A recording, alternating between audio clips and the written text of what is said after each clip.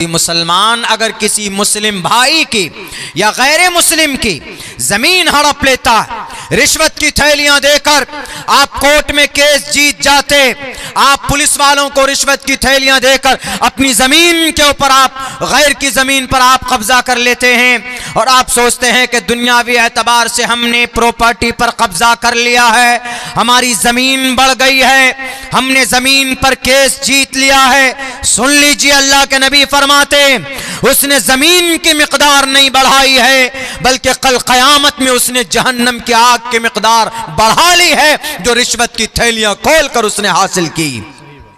इसीलिए मुसलमानों, अल्लाह ने मुख्तसर सी जिंदगी दी है।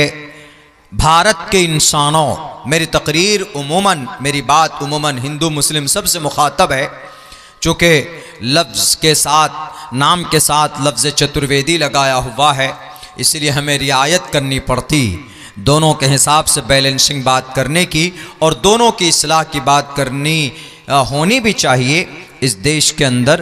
तो उनके ग्रंथ से भी हम बात कहते हैं कि अच्छा काम कीजिए तो मौत अच्छी आएगी, नेक काम कीजिए तो फरिश्ता अच्छी शक्ल में आएगा।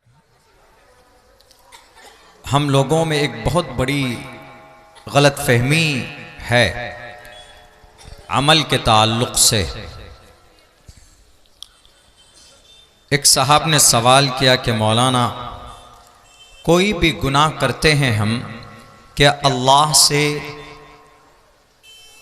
रोकर, गिड़गिड़ाकर, आंसू बहाकर हम अगर तौबा कर लें, इस्तिग़फ़ार कर लें, तो क्या अल्लाह तबारक व तआला तमाम गुनाहों को माफ़ फरमा देता है? एक आसान और एक सिंपल सवाल है जो बहुत लोग करते। इसमें कोई शक नहीं है कि अल्लाह तबारक व तआला तौबा को पसंद करता है और कोई बंदा शर्मिंदगी के साथ रब के सामने झुकता है, आंसू के कतरे बहाता है, आइंदा उस गुनाह को न करने का अज़्म करता है, तो अल्लाह ज़रूर उसके तौबा को कबूल भी फरमाते हैं और उसको पसंद भी फरमाते और उसके गुनाह भी बख्श दिए जाते। लेकिन वो गुनाह कौन सा है जो अल्लाह सच्चे दिल से तौबा करने से माफ़ फरमा देता? वो गुनाह हुकूकुल्लाह है। गुनाह दो तरह के उमूमन होते, एक हुकूकुल्लाह और एक हुकूकुल इबाद। यानी जैसे नमाज अल्लाह का हक़ है, इसको हुकूकुल्लाह में शुमार करेंगे।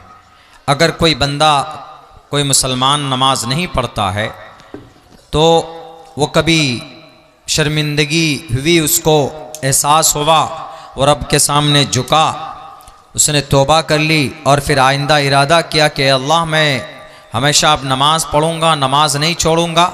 ऐसे ही रोज़ा है, ऐसे ही ज़कात है, ऐसे ही हज है, ये सब हुकूकुल्लाह है, अल्लाह के हक़ हैं। अल्लाह के हक़ में अगर हम कमी करते हैं, कोताही करते हैं, तो बहुत बड़ा गुनाह है।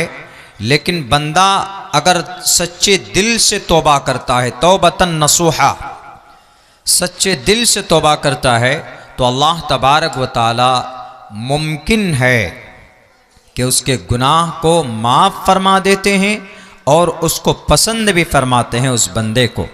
एक तो ये गुनाह है और एक गुनाह हुकूकुल इबाद है।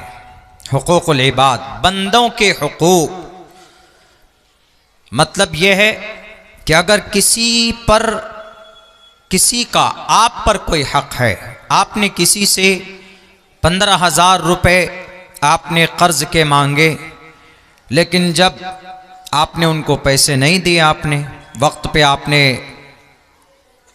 रकम नहीं लौटाई, 1 महीना, 2 महीना, साल, 2 साल, 3 साल के बाद बिल आखिर वो बंदा भूल जाता है, छोड़ो जाने दो,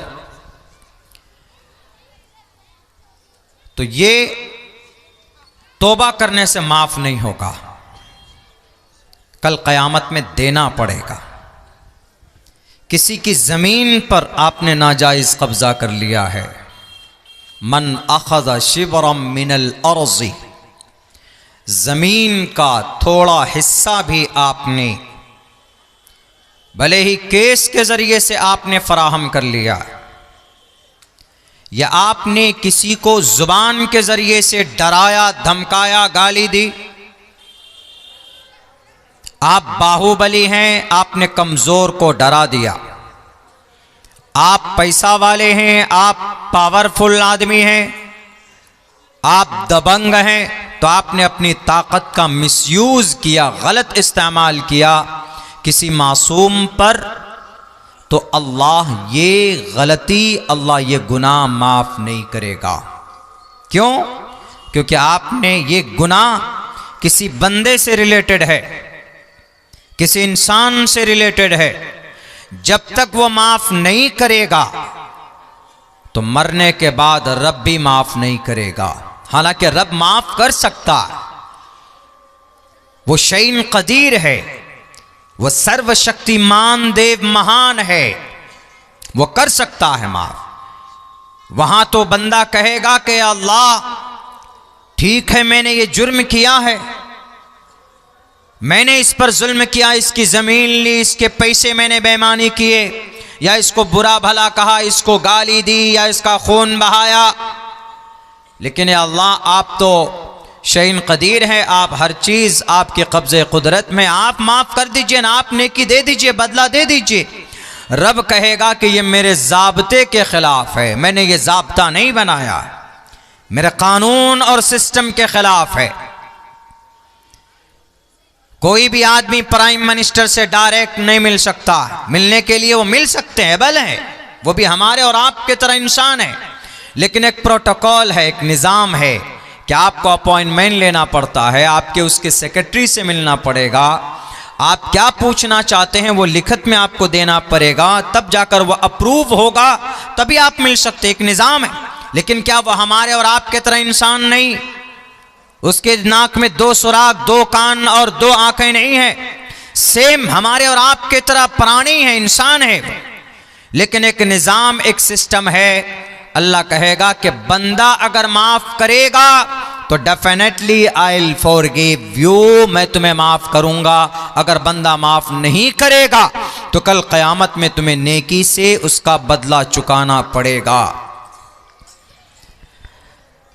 आजकल भारत के अंदर एक बहुत बड़ा मेला है, कुंभ का मेला है ना। हिंदू भाई इस मेले को 144 साल में महाकुंभ का मेला आता है, 144 साल में, 144 यानी बहुत दिनों के बाद उस कुंभ के मेले में हिंदू भाइयों का कॉन्सेप्ट ये है कि गंगा में स्नान कर लीजिए, पाप धुल जाएंगे।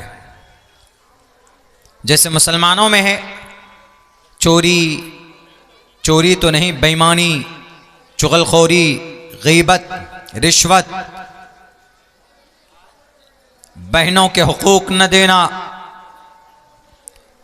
उसके माल और उसके हिस्से की भी ज़मीन को हड़प लेना, और फिर भाई साहब चला जाता है कहाँ पे, हज करने, और वहाँ जाकर सोचता है कि मैं हज करने जाऊँगा और मेरे सारे गुनाह माफ़ हो जाएंगे अल्लाह के सामने, मैं काबतुल्लाह के गिलाफ को पकड़ कर रोऊंगा, गिड़गिड़ाऊंगा, अल्लाह माफ़ कर देगा। बिल्कुल गलत सोच है, ऐसा नहीं हो सकता। वो एक क्या अगर 100 मरतबा भी हज करके आए, अपनी बहन की विरासत का जो हिस्सा था, बाप की ज़मीन का, बाप की प्रॉपर्टी का, अगर अपनी बहनों को नहीं दिया है, नाजायज़ तरीक़े पर गसब कर लिया है, वह हज करने जाए, वहीं पर मरकर दफन हो जाए, काबतुल्लाह के नीचे दफना दे उसको, रब्बे जुल जलाल फिर भी उसको माफ़ नहीं करेगा। ये इतना बड़ा ख़तरनाक जुर्म है, और ऐसा होता है हमारे समाज में। लोग सोचते हैं कि नहीं, हमने गुनाह किया है, पाप किया है, किसी की ज़मीन पर नाजायज़ कब्ज़ा किया है, और हम रातों को तहज्जुद के वक्त में उठकर रब के सामने में हम माफ़ी मांगेंगे, गिड़गिड़ाएंगे, आंसू बहाएंगे तो अल्लाह माफ़ कर देगा। ज़र्रा बराबर ये निज़ाम अल्लाह का नहीं है, अल्लाह माफ़ नहीं करेगा, आपको उसका बदला देना होगा।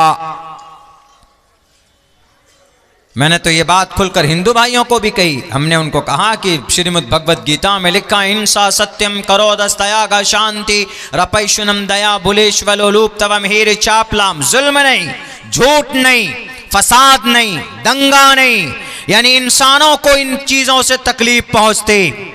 जुल्म से दूसरा इंसान मजलूम बनता, झूठ से दूसरों को नुकसान पहुंचता। क्रोध दस्तयागा, गुस्से के उपयोग से मासूम इंसानों की बलि चढ़ जाती है। और अगर कोई आदमी इन गुनाहों को करता है तो सुन लो दुनिया वालों, परमात्मा कहता है कि तुम गंगा में 100 मरतबा भी स्नान करोगे। महाकुंभ के मेले में 45 दिन तक का टाइम रहता। अगर कोई गंगा में खड़े होकर सुबह से शाम तक गंगा नहाएगा, पाप उसके माफ नहीं करेगा परमात्मा। ऐसे ही अगर कोई मुसलमान अगर किसी मुस्लिम भाई की या गैर मुस्लिम की जमीन हड़प लेता, रिश्वत की थैलियां देकर आप कोर्ट में केस जीत जाते, आप पुलिस वालों को रिश्वत की थैलियां देकर अपनी जमीन के ऊपर आप गैर की जमीन पर आप कब्जा कर लेते हैं और आप सोचते हैं कि दुनियावी एतबार से हमने प्रॉपर्टी पर कब्जा कर लिया है, हमारी जमीन बढ़ गई है, हमने जमीन पर केस जीत लिया है। सुन लीजिए, अल्लाह के नबी फरमाते उसने जमीन की मिकदार नहीं बढ़ाई है, बल्कि कल कयामत में उसने जहन्नम की आग की मिकदार बढ़ा ली है जो रिश्वत की थैलियां खोलकर उसने हासिल की। इसीलिए मुसलमानों, अल्लाह ने मुख्तसर सी जिंदगी दी है। भारत के इंसानों, मेरी तकरीर उमूमन, मेरी बात उमूमन हिंदू मुस्लिम सबसे मुखातब है। चूँकि लफ्ज़ के साथ, नाम के साथ लफ्ज़ चतुर्वेदी लगाया हुआ है, इसलिए हमें रियायत करनी पड़ती दोनों के हिसाब से बैलेंसिंग बात करने की, और दोनों की इस्लाह की बात करनी होनी भी चाहिए इस देश के अंदर। तो उनके ग्रंथ से भी हम बात कहते हैं कि अच्छा काम कीजिए तो मौत अच्छी आएगी, नेक काम कीजिए तो फरिश्ता अच्छी शक्ल में आएगा। सूरह नाज़ियात पढ़िए, वन्नाज़ियाति ग़र्क़न वन्नाशिताति नश्तन वस्साबिहाति सबहन फस्साबिक़ाति सबक़ा। जब कोई अच्छा आदमी होता है तो फरिश्ता अच्छी शक्ल में सफ़ेद कपड़ा लेकर आता है। जब आदमी की मौत का वक्त करीब आता है तो उसको कुछ देर पहले, जिसको हालत निज़ा बोलते हैं, कुछ देर पहले उसको फरिश्ता दिखना शुरू हो जाता है। तो बस उधर ही देखता है। वो अगर अच्छा आदमी है, नेक आदमी था, नमाजी था, झूठ नहीं बोलता था, चुगलखोरी नहीं करता था, चाय की दुकान पर कजलेटा चौक और हाथ पर बैठकर किसी की बुराई नहीं करता था, यानी हर शरीयत का पाबंद था, यानी गुनाह नहीं करता था वो, तो उसकी जो रूह कब्ज होती है, उसकी जो जान निकालने के लिए जो फरिश्ता आता है, वह फरिश्तों की दोनों तरफ लाइनें होती है एकदम बिल्कुल, यहाँ से लेकर आसमान तक लाइन, और वह सफ़ेद लिबास में सफ़ेद कपड़ा लेकर आता है। बड़ी आसानी के साथ शहादत की उंगली उसके सीने पर रखता है। उसको ऐसा महसूस होता है कि जैसे जब वो आदमी इस मंजर को देखता है कि खूबसूरत नज़ारा है, तो फ़ौरन कहता मुझे ले चलो इस दुनिया से। उसकी इच्छा होती, वो ये ख्वाहिश करता है कि मुझे ले चलो इस अंधकार से, इस गुनाहों भरी जिंदगी से, इस झूठ से और इस फसाद वाली जिंदगी से, बेईमानों की दुनिया से। हर तरफ बुराई, शादी में बुराई, पूरे गांव के अंदर, हर घरों के अंदर सूद का मामला। बंधन लोन लेता है कि नहीं लेता है? बंधन लोन की ग्रुप बंदी है मुसलमानों। आप बंधन लोन लेते हैं, आप सूद खिलाते हैं। सूद खाना हराम तो खिलाना भी हराम है। अगर आप मेहनत करके 100 रुपए दिन में कमा सकते हैं तो आपके लिए जायज नहीं है कि आप बंधन लोन लेकर अपने घर के अंदर अपनी बीवी बच्चों की परवरिश करें। अगर एक लुक्मा भी आपने अपने बच्चे के हलक में नाजायज और हराम उतार दिया है तो अल्लाह के नबी का फरमान है, ला यदखुलुल जन्नत जसदुन गुज़िया बिल हराम। ऐसा जिस्म जन्नत नहीं जा सकता जिसको हराम ग़िज़ा दी गई हो, उसकी परवरिश की गई हो। इसीलिए वो आत्मा है, वो जान है, बुराइयों को देखकर कहता हमें ले चलो। बड़ी आसानी के साथ, उसे पता भी नहीं चलता, उसकी रूह निकाल दी जाती और वो चला जाता। लेकिन जब कोई बुरा आदमी होता है, जब बुरा आदमी होता तो देखकर डरता है, भागने लगता, अरे भागो। बड़ी ख़तरनाक शक्ल में वो फरिश्ते होते हैं, झूल लेकर आता। झूल हम लोग जो गाय बैल भैंस के ऊपर डालते हैं, वो फरिश्ता झूल लेकर आता है और उसकी हालत सिचुएशन को देखकर वो जो बुरी आत्मा है, जो बुरी जान है, जिसने कभी नमाज नहीं पढ़ी, हमेशा झूठ बोला, हमेशा कोरेक्स और नशे के अंदर में धुत रहा है, हमेशा बेईमान ही की उससे पहचाना जा रहा था, चुगलखोरी, गीबत, एक दूसरे की बुराई, बैठ गए दुकान में चाय की दुकान पी रहे हैं, कभी उसकी बुराई, कभी उसकी बुराई, कभी उसके घर की बुराई, कभी उसकी बेटी की बुराई, कभी उसकी बेटे की बुराई, गीबत, चुगलखोरी, नस के खिलाफ बैरकैफ। तो वो जब इस हालत को देखता है तो उसकी जान डरती है, छुपती है उसके, कभी पैर के नीचे, कभी उंगली के पोरवों में, कभी सर के तरफ। लेकिन वो फरिश्ता जब आता है तो उसकी जान को जब खींचता है तो पता कितना दर्द होता है। जब वो शहादत की उंगली उसके सीने पर रखी जाती है तो उसको ऐसा लगता है कि जैसे पूरी दुनिया के पहाड़ों का बोझ उसके सीने पर रख दिया है, इतना बोझ। और पता जब जान निकाली जाती है उसकी तो पता, मिसाल सूरह नाज़ियात है 30वें पारे में, अगर आप उर्दू पढ़ना जानते तो तफसीर पढ़िए, उसमें लिखा है कि वो ऐसी जैसे बेरी के दरख्त में, बैर का दरख्त पेड़ होता है, उसमें कांटे होते हैं, उसमें कोई आप क्या बोलते हैं, रुई को आप डाल दें, भिगो दें, तब रुई को खींचे तो रुई को आप खींच नहीं सकते। यानी एकदम बिल्कुल चिपक कर और खींचते हैं तो बिल्कुल बहुत ज़्यादा तकलीफ होती है, आप खींच नहीं सकते, बिल्कुल रुई अलग अलग हो जाएगा। वैसे इंसान की बॉडी की हालत होती है, पूरा बदन टूट जाता है और फिर उसके आत्मा को लेकर वो फरिश्ते जाते हैं। उसके बाद इल्लियीन से जीन का फैसला होता है, बुरा है बुरी जगह पर, अच्छा है तो अच्छी जगह पर। ये सिर्फ मुसलमानों के लिए नहीं, हिंदुओं के लिए भी। पापिष्ठास्ते परप शांति यम रूपम भयंकरम। अगर कोई झूठ बोला, चाहे मिस्टर मोदी हो कि मिस्टर योगी हो, कोई भी हो, अगर वो झूठ बोलेगा, कोई भी, एक आम आदमी है, कोई भी, मैं भी अगर झूठ बोलूंगा मेरे साथ भी ये मामला होगा। Every person equal in the sight of God. अल्लाह के सामने में सब बराबर है, सब अमल देखा जाएगा। बैरक है पापिष्ठास्ते परप शांति यम रूपम भयंकरम। हमारे यहाँ मौत का फरिश्ता मलकुल मौत बोलते हैं, हिंदुओं के यमराज बोलते हैं ना गुस्से में, अरे तू कहीं का यमराज है, बोलते हैं ना यमराज ने तू जान निकाल लेगा। तो हिंदू धर्म में यमराज जान निकालता। यम रूपम भयंकरम पापिष्ठास्ते, जो पापी होगा, जो मुजरिम होगा, उसकी आत्मा को दर्दनाक अंदाज में निकालता है। परप शांति, अगर कोई अच्छी आत्मा है तो शांति के साथ उसकी आत्मा को लेकर जाता है। तो बहरकैफ ये मुख्तसर बात थी जो कौम और समाज के अंदर बहुत ज़्यादा इसके अंदर हम लोग भेदभाव करते हैं, ख्याल नहीं रखते हैं।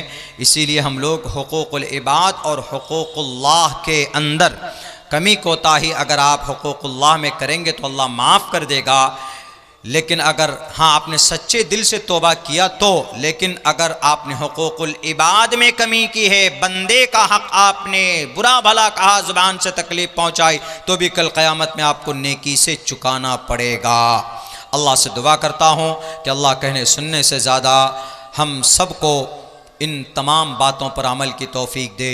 हमारे अशफाक भाई साहब हैं, बहुत अच्छी आवाज़ के मालिक है और बहुत उम्दा कलाम इनका होता है, सुनिए। और भी बहुत बड़े आलिम दीन बैठे हैं, उनका भी खिताब होना है, मजबूरी है, वरना मेरी बात कम से कम 1.5 घंटे की होती है। मजबूरी की वजह से मुख्तसर अपनी बात पेश करनी पड़ी है। अमल के लिए थोड़ी ही बात काफ़ी होती है। अल्लाह से दुआ करता हूँ कहने सुनने से ज़्यादा अमल की तौफीक दे। बहुत बहुत शुक्रिया। अस्सलामु अलैकुम वरहमतुल्लाहि वबरकातुहू। भाई अफरोज आलम जज़ाकल्लाह, उन्होंने अपने वालिद मोहतरम इसाले सवाब के लिए 500 रुपये से मदरसे को ताउन किया है। दुआ कीजिए अल्लाह ताला उन